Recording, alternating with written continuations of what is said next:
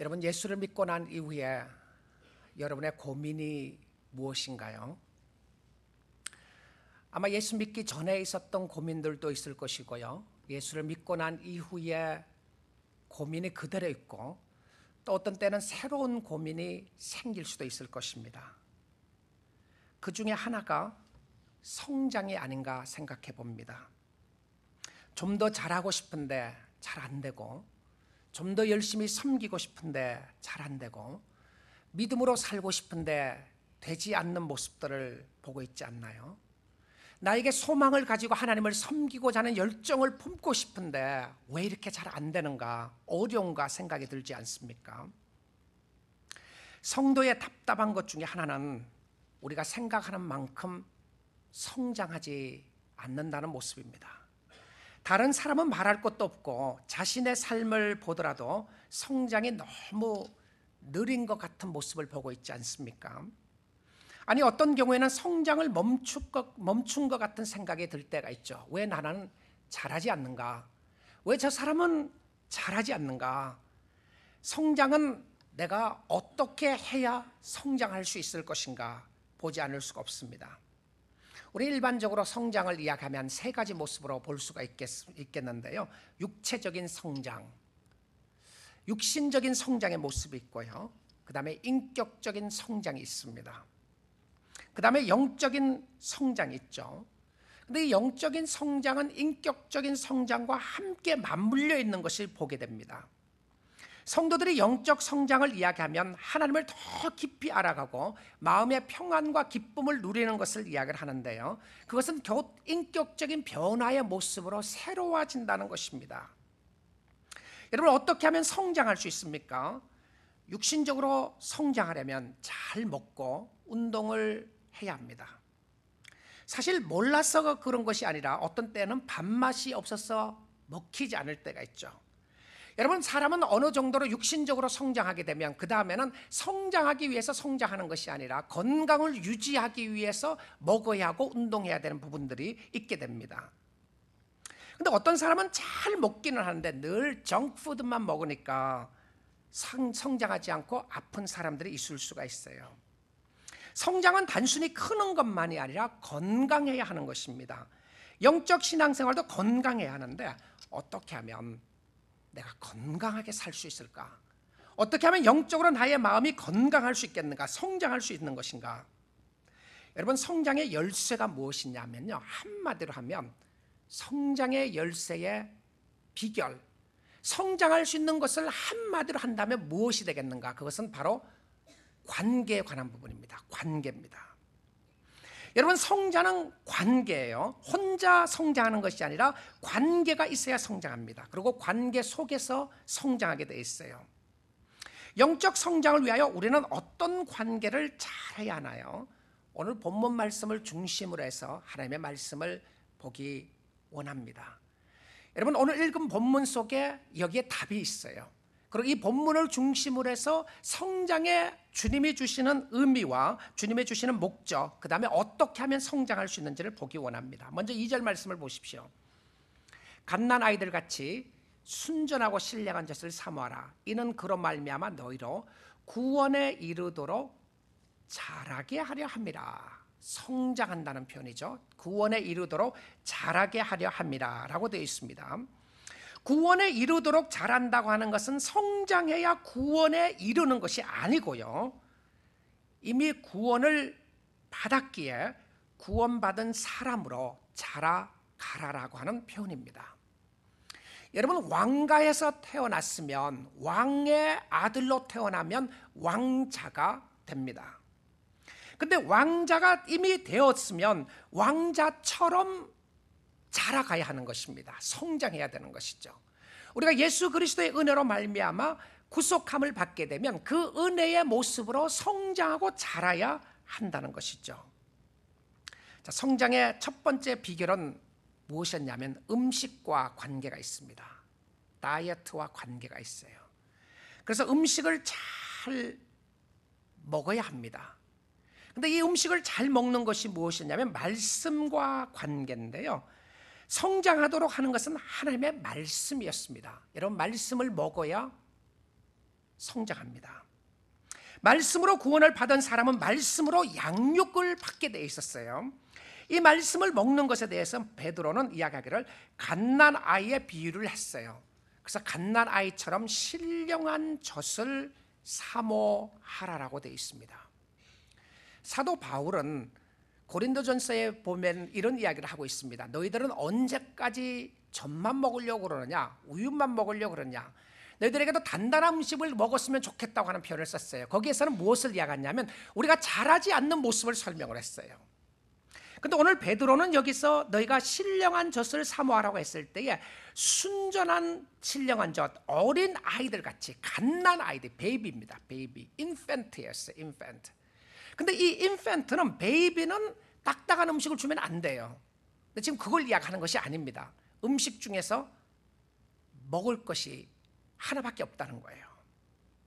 베이비는 모유를 먹든지 아니면 분유를 먹든지 둘 중에 하나를 먹어야 합니다. 같은 의미죠. 여러 가지 중에서 하나를 먹는 것이 아니고 하나밖에 없다는 것이죠. 영적 성장의 음식은 신령한 젖밖에는 없다는 것입니다. 성장하기를 원하시나요? 말씀을 사모하셔야 합니다. 여러분, 성장하기를 원하십니까? 하나님의 말씀을 잘 먹으셔야 해요. 말씀을 듣기는 듣는데 말씀을 먹지 않고 다 씹다가 뱉어버리게 되면 여러분 절대 성장할 수가 없습니다. 말씀을 잘 먹어야 합니다. 근데 이 말씀을 잘 먹는다고 하는 의미가 무엇이었냐면, 말씀이 무엇이죠? 여러분, 예수 믿는 사람들은 내가 말씀을 잘 먹어야 된다고 하는 것을 모르는 사람 없습니다. 다 잘 먹어야 되는 걸 알고 있어요. 근데 잘 먹지를 않아요. 근데 이 어떤 말씀을 먹어야 되는지를 이야기를 하면서 베드로는 1장 25절에 이렇게 설명을 합니다. 오직 주의 말씀은 세세토록 있도다 하셨으니 너희에게 전한 복음이 곧 이 말씀이니라. 그러니까 말씀을 이야기하면서 그 말씀의 핵심을 이야기하면서 복음이 이 말씀이라고 이렇게 이야기를 했어요. 복음은 무엇이죠? 오직 예수 그리스도를 믿음으로 말미암아 오는 의롭게 되는 하나님의 은혜였습니다. 어떤 사람은 말씀을 먹는데 자꾸 율법만 먹어요. 율법만 자꾸 먹는 거예요. 말씀을 먹었습니다. 율법만 먹게 되면 어떻게 되죠? 정죄만 하는 거예요. 왜 너 안 하느냐? 왜 저거 안 하느냐? 이거 안 하느냐? 저거 안 하느냐? 자꾸 정죄만 하게 됩니다. 근데 우리가 먹어야 될 말씀은 무엇이냐면 복음이었어요. 나 같은 죄인을 살려주신 하나님의 은혜에 대한 복음을 먹어야 되는 거예요. 나의 마음이 성장하기 위해서 어떻게 해야 되냐? 복음의 말씀을 먹어야 된다고 이야기하고 있습니다. 우리를 성장하게 하는 것은 하나님의 복음이었습니다. 아, 하나님의 은혜로 있을 데 없는 자, 왜 구속하여 주는지 나는 알 수 없지만 내가 믿고 또 의지하는 것은 나를 구원해 주시고 나에게 은혜를 주신 그 하나님의 모습을 보기를 원했던 것이었습니다. 말씀을 통하여 보여야 하는 것은, 우리가 보고 먹어야 하는 것은 은혜의 복음이었습니다. 은혜의 복음이었다. 여러분, 은혜의 말씀을 여러분의 심령 속에 충만하게 먹고 나아가면 여러분의 영혼이 자라게 되는 줄 믿습니다. 사도 바울이 사랑하는 고린도에 있는 교회에게 편지를 씁니다. 그것이 고린도 전서였습니다. 저는 지난 한 주간에 특별히 목요일부터 해서 수요일 이제 제가 고린도전서 1장을 새벽 기도했다 전하기 위해서 준비하면서 제 마음속에 놀라운 은혜에 감사하는 마음, 그리고 회개하는 마음을 갖게 됐어요. 그 중에 무엇이었냐면 바로 바울이 썼던 편지 고린도 전서였습니다. 바울은 여러 가지 서신서를 쓰면서 가장 긴 편지를 썼던 것이 고린도전서였고 고린도 후서였는데요, 그 긴 문장의 장문의 편지를 쓰면서 그 교회에 대한 이야기들을 말하고 있습니다. 그 교회는 문제가 심각했던 교회였습니다. 그 교회는 분쟁의 문제가 심각했고요, 당파 싸움이 있었고, 서로 나는 누구 편이다 누구 편이다 하는 싸움의 문제가 있었고요, 그 다음에 그 교회 안에서는 음란의 문제가 있었습니다. 아버지의 아내를 취했던 아들이 있었어요. 자기 엄마를 취했을까요? 아니었을 거라고 생각합니다. 아마 계모였던 것 같습니다. 그러나 아버지 아내를 취하는 음란한 범죄의 모습이 있었고요, 세상 법정에 가서 고소하는 고소 문제가 터져 나왔고요, 그럼 분쟁이 심각했다고 하는 것을 알게 됩니다. 교회 안에 이혼의 문제가 심각했습니다. 교회 안에 은사의 문제가 심각했어요. 누가 잘났느냐, 누구는 어떤 은사를 가지고 있나, 그런 그 분석을 잘 하고 있었어요. 근데 그 교회에 편지를 쓰면서 무엇을 이야기합니까? 문제 가운데 회개할 것을 이야기합니다. 너희들은 하나님의 백성이 아니냐, 하나님의 영광으로 선택받은 백성이었고 하나님의 백성들인데 어떻게 살아야 되겠는가, 간절하게 플리딩을 하면서 그 백성들을 향해서 편지를 쓰고 있었습니다. 그래서 문제를 해결할 것을 이야기해요. 그런데 고린도전서에 이 어려움이 많았던 교회에게 편지를 쓰면서 바울의 핵심이 무엇이었는가? 그 핵심이 무엇이냐면 바로 1장 4절이었습니다. 그런 어떤 말로 이 편지를 쓰게 됐느냐면, 내가 너희를 생각할 때마다 너희를 인하여 감사한다, 이렇게 이야기했어요. 아니, 그 백성들을 생각하면서 그들을 생각할 때마다 나의 마음속에 감사가 넘친다. 그가 무엇을 보았을 것 같습니까? 문제만 보았나요? 아니었어요. 문제만 보았으면 어려움과 힘든 일들이 많이 있었음에도 불구하고 그가 보았던 것은 무엇이냐면 그 백성들을 위하여서 죽으신 예수 그리스도의 은혜를 본 거예요. 내가 너희를 생각할 때마다 감사하는 것은 너희에게 있는 하나님의 은혜의 모습 때문이라고 그렇게 고백하고 있는 것을 보게 됩니다. 저는 고린도전서를 이해하는 열쇠 중에 하나가 바로 키가 하나님의 은혜였다고 생각합니다. 교회 안에 하나님의 은혜의 모습으로 보는데요, 그것은 바울이 입술에 발린 말을 했나요? 아니면 편지였기 때문에 그냥 그런 말을 썼습니까? 아니었어요. 그가 보았던 것은요, 예수 그리스도 안에 너희에게 주신 하나님의 은혜로 말미암아 I thank God for you because of His grace. Because of His grace. 내가 하나님께 감사하는 것은 바로 하나님의 은혜 때문에 그렇다. 하나님의 은혜. 여러분, 하나님의 은혜를 보게 되면 감사의 모습으로 보게 될 줄 믿습니다. 은혜를 바라보십시오. 여러분이 먹어야 될 음식은 무엇이었냐면 하나님의 은혜에 관한 음식이에요. 교회에 오셔서 하나님의 은혜의 말씀을 계속 먹으세요. 나 같은 죄인을 살려주신 하나님의 은혜가 얼마나 크신가. 예수 없이는 살 수 없다고 하는 하나님의 은혜의 메시지가 먹게 되면요, 여러분, 은혜로 사람들을 대하게 돼 있어요. 교회가 은혜가 엑서사이즈 해야 될 곳이 교회입니다. 그렇지 않아요? 잘못한 사람이 돌아갈 수 있는 것이 가정인 것처럼 교회에 돌아와서 은혜의 모습이 있어야 되고, 은혜의 모습이 있을 때 성장하는 모습을 보게 됩니다. 은혜의 말씀을 먹어야 성장하게 돼요. 하나님의 사랑이, 그 말씀이 우리로 하여금 회개케 하게 했습니다. 하나님의 복음은 오늘도 여러분에게, 우리에게 강권적으로 역사하는 줄 믿습니다. 성도는 말씀을 먹어야 한다는 것을 모르는 사람 아무도 없습니다. 그래서 여러분도 교회에 오셨죠. 말씀을 먹기 위하여 오셨습니다. 다 말씀을 먹어야 된다는 것을 알고 있는데 왜 안 먹죠? 먹는 사람도 있지만 많은 사람이 안 먹어요. 먹다가 맛없다고 뱉어버리고, 왜 이런 쓴 것을 주느냐, 왜 이런 거 맛도 없는 걸 주느냐, 누가 이런 걸 주라 그러더냐, 안 먹고 뱉어버리는 경우들이 있게 되는 것을 보게 됩니다. 왜 안 먹습니까? 배가 고프지 않으니까 안 먹습니다. 배고프면 먹죠. 그런데 왜 배가 고프지 않을까요? 왜 배가 고프지 않습니까? 의에 줄이고 목마른 마음이 우리의 마음 가운데 없기 때문에 그렇습니다. 의에 줄이고 목마른 마음이 우리의 마음에서 사라지고 세상의 물질에 굶주려 있고 세상의 사람들에게 인정받는 것에 굶주려 있으니까, 나를 드러내는데 굶주려 있으니까 교회에 와서도 나를 드러내야 되는 것이고, 내가 세상의 사람들에게 인정을 받아야 내가 나라고 하는 사람이 인정될 수 있으니까 교회에서도 말씀에 굶주림이 없이 세상 것에 굶주려 있는 모습들을 많이 보게 된다는 것입니다. 나에게 대해서 굶주려 있게 되면 나는 끊임없이 나의 어떤 모습을 채우려고 노력할 것입니다. 왜 저 사람이 인정하지 않느냐고 생각하면 나는 열심히 어떻게 해서 노력해서라도 그 사람에게 인정받기를 원할 것입니다.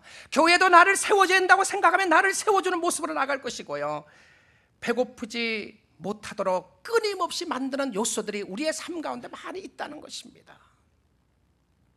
의에 줄이고 목마른 자는 복이 있나니, 여러분 사랑하는 성도 여러분, 여러분이 굶주려야 하는 것은 하나님의 의에 관한 부분입니다. 여러분의 마음속에 굶주림이 있고 하나님을 찾아야 될 부분은 하나님의 모습이었다는 것을 보게 됩니다. 여러분 하나님에 대하여 갈급해하고 있습니까? 나는 하나님에 대해서 갈급한다고 쉽게 답하지 마십시오. 아니면 여러분이 그 답을 하면서 여러분은 갈급한 갈증까지도 놓치고 있을지도 모릅니다. 여러분, 의에 줄이고 목마른 마음이 없으면 다른 것 다 소용없습니다.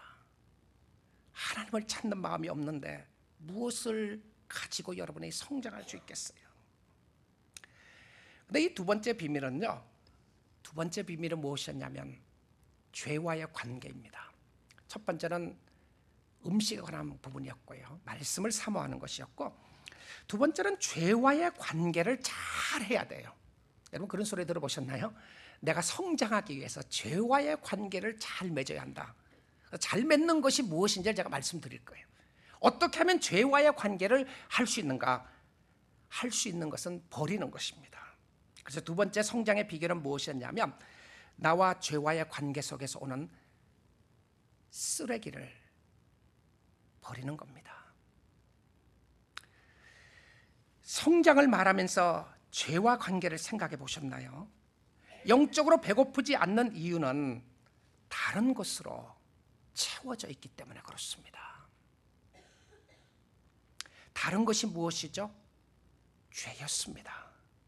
이것으로 채워져 있으면 말씀을 찾지 않아요. 내가 왜 말씀을 사모하는 마음이 없는가? 어쩌면 여러분이 말씀 위에 다른 것으로 채워져 있기 때문에 그럴 수도 있습니다. 여러분, 여러분의 자녀가, 사랑하는 딸이, 예쁜 손녀가 어느 날 보니까 쓰레기통을 껴안고 있는 겁니다. 그리고 그 쓰레기통을 껴안고 있는 것뿐만 아니라 안에 있는 쓰레기를 다 끄집어내더니 그 쓰레기를 끄집고 그 통을 붙잡고 하는 소리가 Mom, Grandma, I love this. 나 이 쓰레기통 너무 사랑해요. 이 쓰레기 너무 사랑해요. 여러분, 부모로서 어떨 것 같아요? 어떨 것 같습니까? 야, 제가 미친 거 아닌가? 도대체 왜 저러는가? 이런 생각하지 않겠습니까? 우리는 쓰레기를 껴안고 있으면서 사랑한다고 고백할 때가 있다는 거예요. 어디에 쓰레기가 있습니까? 마음에 있어요. 마음에. 그래서 냄새가 나는 것도 모릅니다. 마음에 여러 가지 쓴뿌리가 썩고 있는 것도 몰라요. 다른 사람은 아는데 유독 또 자신은 몰라요. 이것을 버리지 않으면 식욕이 없어지게 됩니다. 그런데 이것이 무엇이죠? 어떤 죄를 이야기하나요? 어떤 악독을 이야기하죠? 자, 오늘 여러분 주어진 본문 말씀을 보게 되면, 자, 1장 25절을 봅니다. 1장 25절을 보게 되면 오직 주의 말씀은 세세토록 있도다 하였으니 너희에게 전한 복음이 곧 이 말씀이니라. 말씀이 곧 복음이었다고 하는 것을 해요. 2절입니다. 갓난아이들 같이 순전하고 신령한 젖을 사모하라. 이는 그로 말미암아 너희로 구원에 이르도록 자라게 하는 것이니라. 그 신령한 젖은 하나님의 말씀이었다는 것을 확고하게 이야기합니다. 자, 어떻게 되죠? 1장 25절과 2장 2절이 너무 잘 연결되는 부분입니다. 그렇죠? 연결 너무너무 잘 되죠? 여러분, 베드로가 편지를 쓸 이 당시에는요, 장과 절의 구분이 없었다는 거 여러분 아시잖아요. 그러니까 베드로가 여기까지는 1장으로 하고 여기는 2장 하겠다, 여기는 1절하고 2절 하겠다고 써놨던 것이 아니고 한 편의 편지였습니다. 한 편의 편지였어요. 이 한 편의 편지를 쭉 쓰면서 보면 1장 25절하고 복음이 곧 하나님의 말씀이라는 것과 2장 2절하고 연결되면 너무 연결 잘 돼요. 근데 그 연결 잘 되는 속에 무엇이 들어가 있냐면 샌드위치처럼요, 샌드위치처럼 들어가 있는 게 뭐냐면 독약이 들어가 있어요. 근데 이 독약을 누를 수 있는 게 뭐냐 하면 악을 누를 수 있는 것이 말씀의 모습으로 꽉 눌러야 되는 거예요. 근데 이 밑은, 이 샌드위치 안에 있는 이 밑은 먹으면 안 되는 거예요. 이건 잘못된 거예요.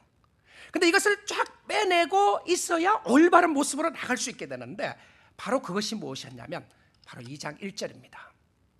죄악된 모습으로 벌어야 될 것이, 그러므로 모든 악독과, 이 모든 악독이라고 하는 표현이 하나입니다. 하나예요. 하나고요. 그 모든 악독 밑에 네 가지의 죄의 모습을 설명합니다. 네 가지 죄의 모습을요. 그러니까 이 모습으로 보게 되면 악독이라는 것에서 모든 악한 것이 무엇인가를 네 가지로 설명하는데, 자, 그 본문 말씀 보십시오. 보게 되면 이렇게 돼 있어요. 모든 악독과 모든 기만과, 악독 즉 곧 모든 기만과, 이렇게 번역하면 맞는 거예요. 모든 기만과 외식. 첫 번째 두 개는 무엇이었냐면 기만과 외식입니다. 기만은 개역 성경에서는 괴율이라고 번역이 되어 있어요. 기만이라고 하는 것은 교만의 모습이 아니고요. 기만이라고 하는 표현은 속임수에 관한 부분입니다. 속인다는 거예요. 속인다. 우리는 속임수가 난무한 세상에 살고 있습니다. 거짓으로 속이게 되고요. 우리의 삐뚤어진 마음속에 자리 잡고 있는 죄악된 모습인데요. 그래서 속이는 마음. 그 다음에 모습 나타나는 것이 무엇이냐면 외식입니다. 외식을 좋아하시면 안 돼요. 그래서 바깥에 나가서 음식 먹는 외식, 그거 이야기하는 거 아니고요. 왜 외식을 버리라 그랬는가? 그게 아니고요. 여기 나오는 외식은 히포크레시라고 하는 표현이죠. 이 히포크레시라고 하는, 히포크레시는 무엇을 이야기를 하느냐면 이것은 말과 행동이 일치하지 않는 것을 이야기했어요. 안 그런 척 하는 겁니다. 근데 이 베드로는 이 말의 의미를 잘 알고 있었어요. 왜냐하면 예수님이 강력하게 이야기했던 사람들 중에 한 사람이 누구였냐면 바리새인들이었습니다. You hypocrites. 바리새인들에게 강권적으로 이야기하면서 너희는 외식하는 자들아, 너도 하지 않는 것을 다른 사람에게 하라고 그러냐, 너는 잘 못하면서 왜 그런 걸 시키느냐, 말과 행동이 다른 것을 이야기했어요. 종교적인 죄였습니다. 이 두 가지 죄악은 속임수라고 하는 공통점을 가지고 있어요. 속임수라고 하는 공통점을 가지고 있습니다. 이것은 기만은 남들을 이용해 먹으려고 속이는 것이고요. 외식은 남들에게 잘 보이려고 속이는 것이었습니다. 기만은 남들을 쳐서 누름으로 내가 덕보기 위하여 속이고요. 외식은 사람들에게 나를 과시하기 위하여 속이는 것이었습니다. 중심은 무엇이었냐면 나입니다. 나를 드러내는 거예요. 나였습니다. 그 다음에 모든 악독 밑에 그 다음 두 가지는 무엇이었냐면 시기와 비방하는 말이었어요. 시기와 비방하는 말이었다. 시기는 내가 가지기를 원하지만 가지지 못하는데 다른 사람이 가지고 있는 것을 보고 부러워하는 겁니다. 근데 부러워하는 것에서 그치지 않고 그를 미워하는 것을 이야기했어요. 나는 없는데 왜 저 사람이 가지고 있느냐. 근데 놀랍게도 이 시기라고 하는 대상은요, 멀리 있는 사람하고 시기하지 않습니다. 나와 가장 가까이 있는 사람들하고 시기하는 것을 보게 됩니다. 그래서 시기의 대상은 나의 가장 가까이 있는 사람들이었어요. 여러분, 형제들끼리 시기하죠. 친구들끼리, 가까운 친구일수록 시기하는 모습들이 있게 됩니다. 교회 아니기 때문에 시기하는 거예요. 우리 교회 성도들끼리 시기하는 것이 있는 겁니다. 남의 성도가 갖고 시기하지 않아요. 저 사람 잘하게 되면 잘하는가 보다 이렇게 생각해요. 근데 우리 교회 안에서는 시기하는 모습들이 얼마든지 있을 수 있다는 것입니다. 우리 안에 있는 거예요. 그런데 이 시기는 예수 그리스도를 십자가에 못 박혀 넘겨준 악한 죄 중에 하나였습니다. 유대인들이 시기해서 예수를 십자가에 못 박았다고 그렇게 이야기합니다. 시기는 자신을 망치게 합니다. 잠언 14장 30절에 마음의 화평은 육신의 생명이나 시기는 뼈의 썩음이니라. 뼈가 썩게 하는, 여러분의 뼈를 썩게 하는 것이 무엇이냐면 시기였습니다. 그 다음에 나오는 단어는 무엇이냐면 비난이었어요. 비난은 상대가 없을 때에 하는 모습이었는데요, 영어 단어는 이것을 무엇이라고 표현했냐면 backbiting입니다. backbiting이 뭐죠? 뒤에서 물어 뜯는 겁니다. 뒤에 가서 그냥 꽉 무는 거죠. 뒤에서 물어 뜯으면서 그냥 흔들어 놓는 것이 비난이었습니다. 무서운 죄였습니다. 이런 모습들이 누구에게 있나요? 오늘 이 말씀을 들으면서 오늘 여러분 어떤 생각을 하고 있습니까? 이 말씀은 나와는 상관없는 말씀이야.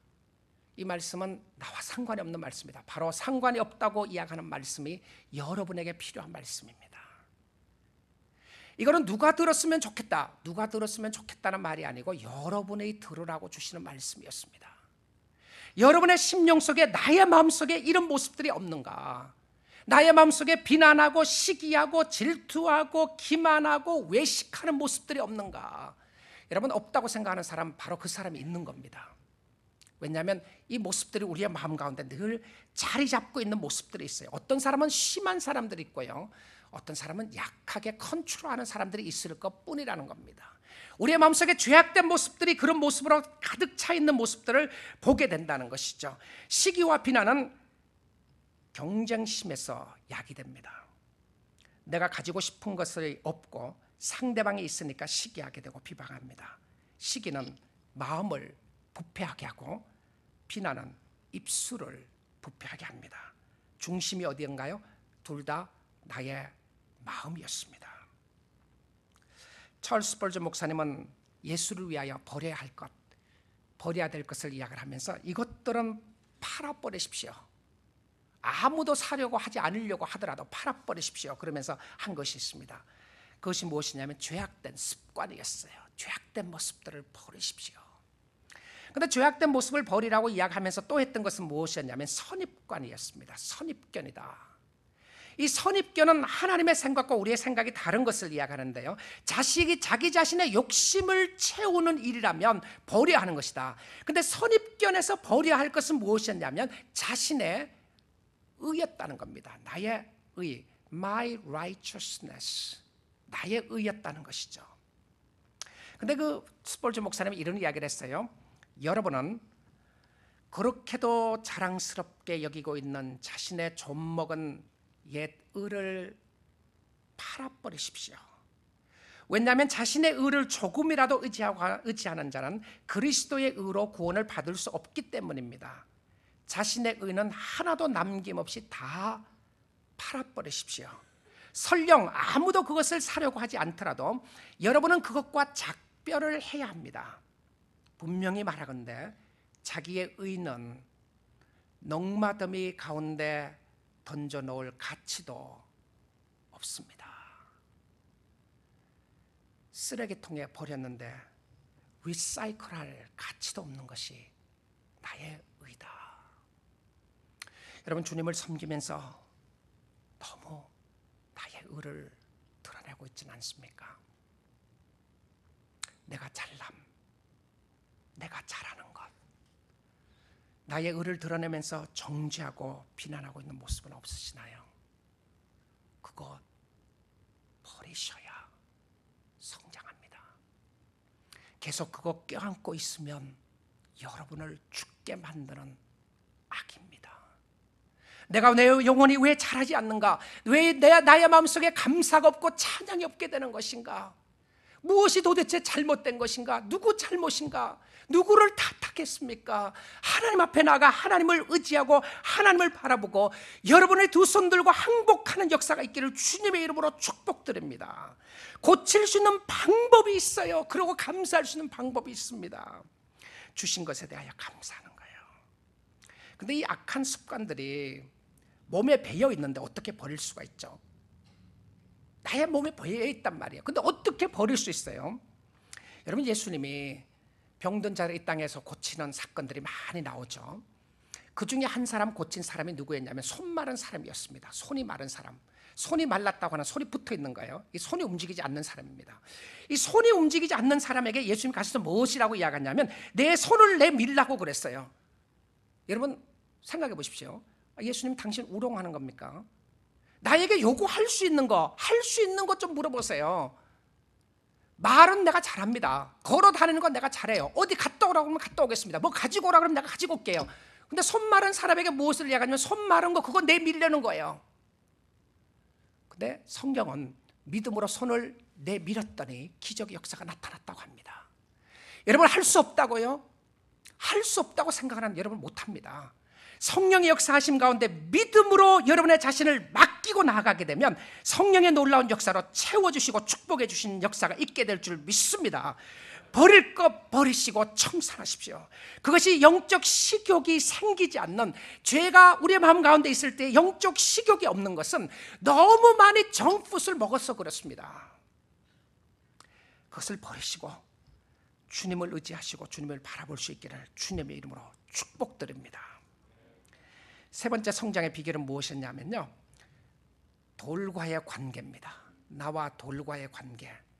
이 나와 돌, 무슨 말을 하는 것인가?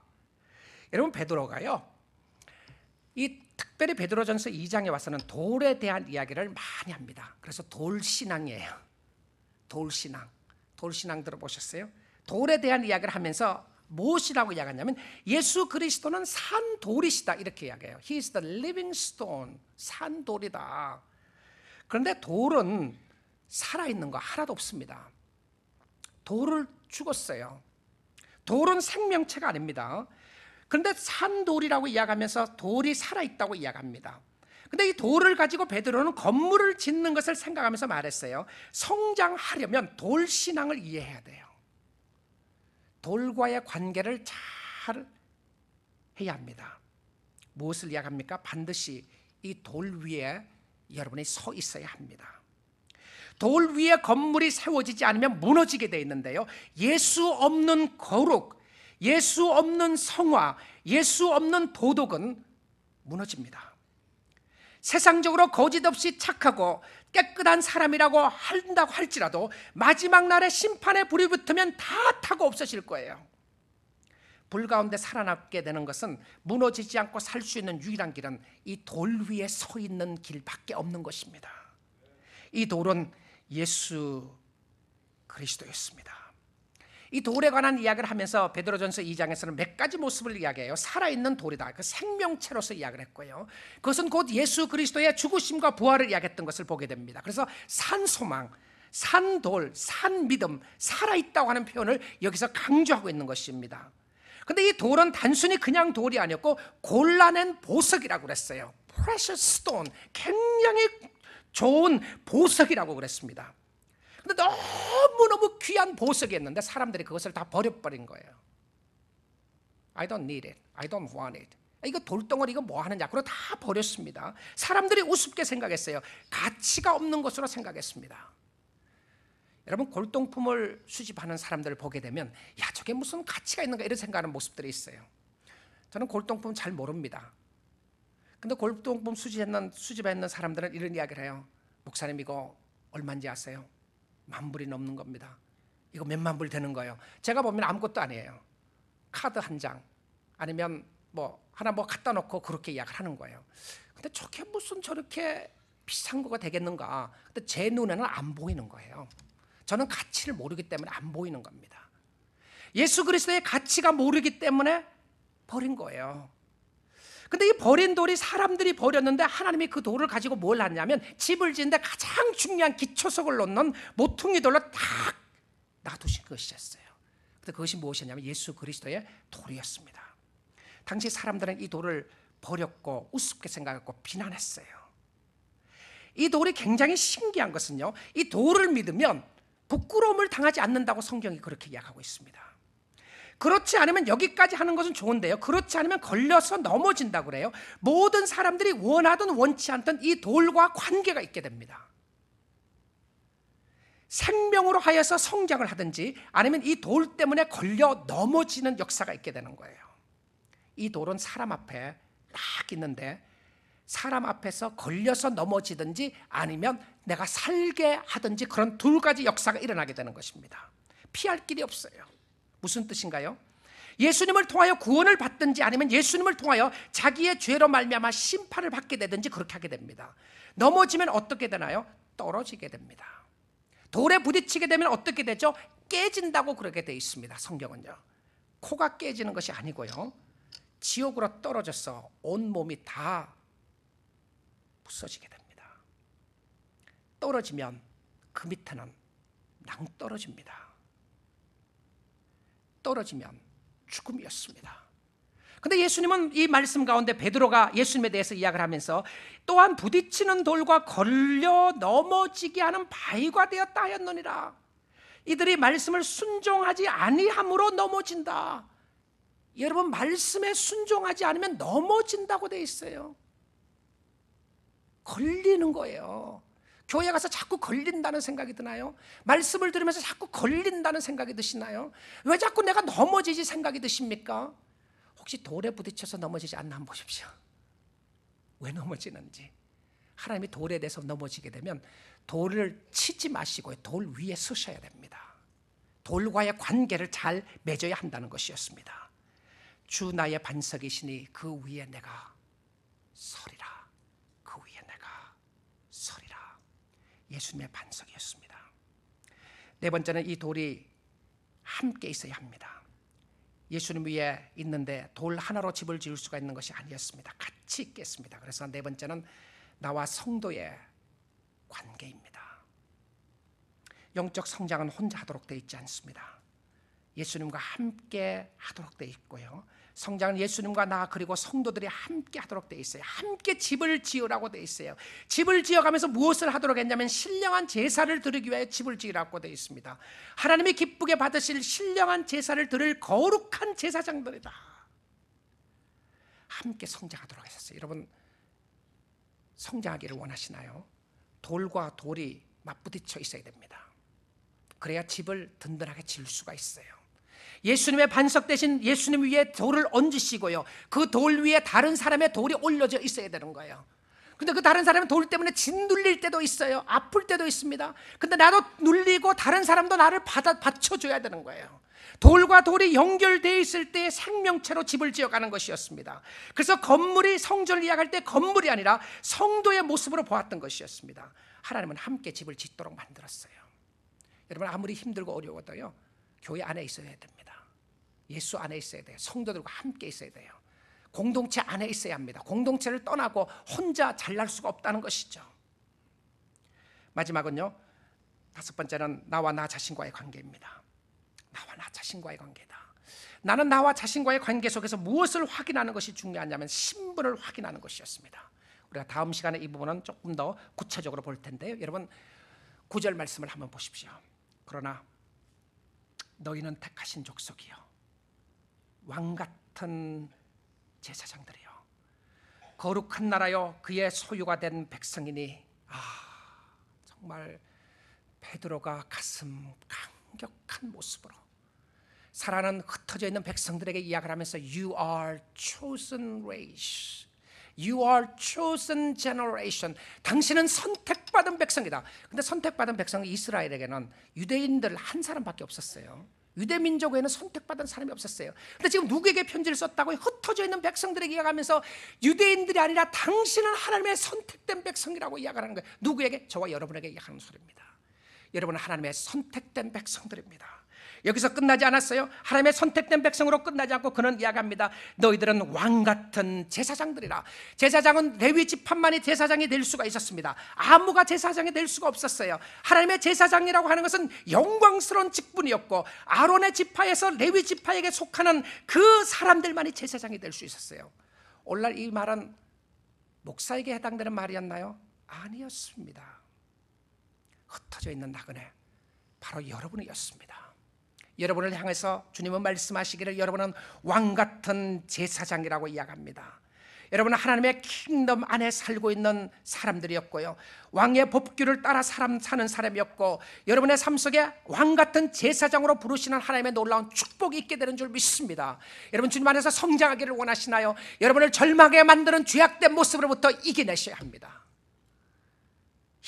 내가 이것밖에 되지 않느냐 그런 생각했어요. 거기서 머물면 안 돼요. 한 걸음 더 나가십시오. 그래 내가 이것밖에 되지 않는 죄악된 모습이 있지만 그러나 하나님은 나를 왕같은 제사장으로 부르셨지. 왕같은 제사장으로 불렀던 첫 번째 위대한 은혜와 축복이 무엇이죠?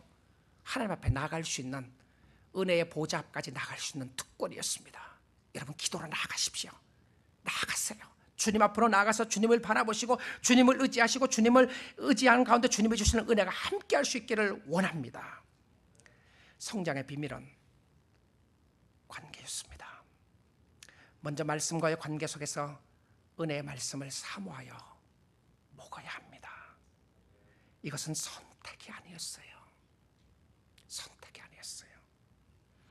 누구 때문에 못 먹었고 나는 말씀을 먹으려고 그랬는데 누가 손을 치고 먹지 말려고 그랬고 나는 말씀을 먹으려고 했는데 시간이 없어서 못 먹었고 이유가 없습니다. 어린아이가 울면 젖을 줘야 합니다. 안 먹으면 성장하지 않아요. 그 다음은 죄와의 관계였습니다. 쓰레기를 잘 치우셔야 합니다. 여러분의 영혼을 썩게 하는, 공동체를 썩게 하는 비난과 쓰레기들을 버리십시오. 자신에게 쌓여있는 의를 버리세요. 우리의 의는 이사야서에서 말씀하기를 더러운 걸레와 같다고 하셨습니다. Our righteousness are like filthy rags. 더러운 걸레와 같은 것을 버리시고요, 자신에게 쌓여있는 의를 버리시고 하나님을 의지할 수 있기를 원합니다. 특히 산돌 위에 집을 지어야 성장하게 됩니다. 돌 위에 지으십시오. 예수 그리스도의 반석 위에 집을 지어야 흔들리지 않게 됩니다. 이 돌은 혼자 서 있는 것이 아니라 성도들끼리 함께 지어가도록 만들었어요. 그리고 마지막으로 끊임없이 우리의 신분을 확인하셔야 합니다. 여러분은 하나님의 영광스러운 선택된 백성들이고, 여러분은 하나님의 왕 같은 제사장으로 이곳에서 부르셨습니다. 하나님의 은혜를 찬양하시며 하나님의 은혜의 영광을 돌려드리시고, 여러분의 영적인 성장과 여러분의 영적인 건강을 가지고 주님을 섬길 수 있는 놀라운 축복이 함께할 수 있기를 주님의 이름으로 축원드립니다. 기도하겠습니다.